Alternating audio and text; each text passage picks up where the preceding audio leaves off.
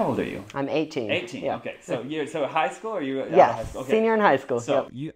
What I would tell to a high schooler, you would not believe how much some of the highest levels of government function the way high school functions socially.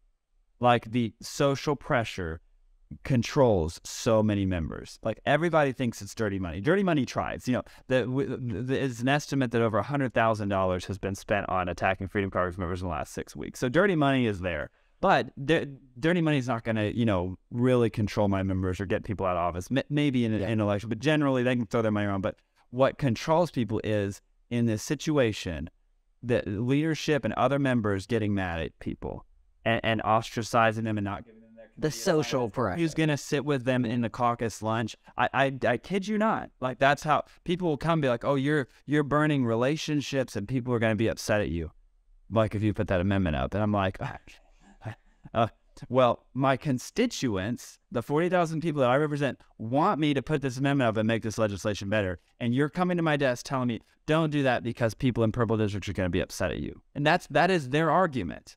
And that's going to maybe hurt you on a different issue. It's like, well, I really don't care. That, like, we should all be adults and we should all focus on what our constituents actually want and what's best for the state, not on, how people feel about me, how many friends I have in the room. Like, when I first got there, somebody said, you can either be popular in chamber or you can be popular in your district. And you generally prefer to be popular in district, Well, but you would interesting that it's not the majority it's there. absolutely Yeah. not the majority. No, and I remember when I heard that, I thought, well, that doesn't, like, what does that mean?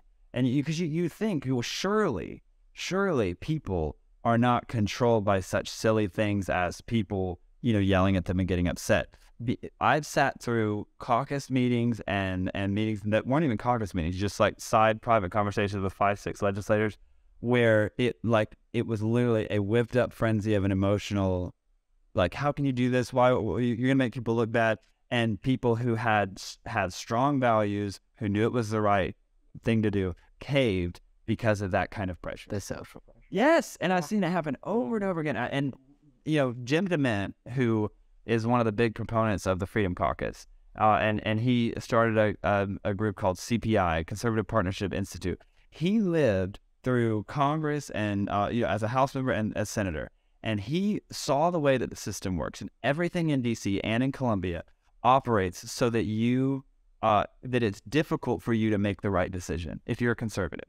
The whole system is set up that all the rewards are for caving.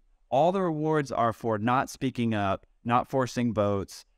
Every time, like, you get the money, you get the popularity, you get the put on the committee you want, and there's almost no reward for doing the right thing. So he had a vision to create CPI, and in order to help people do the right thing, like an accountability group.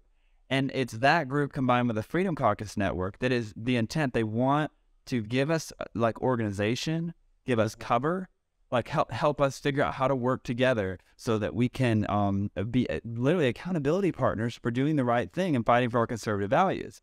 And that's why I can't underscore how important this movement is. It's happening nationwide in states across the country, because so often the two-party structure and the structures that we have in government are so controlled by the lobby and controlled by silly social pressures that we need groups who are willing to speak for the constituent and hold people accountable. Transparency and accountability. That's like a cornerstone of good governance.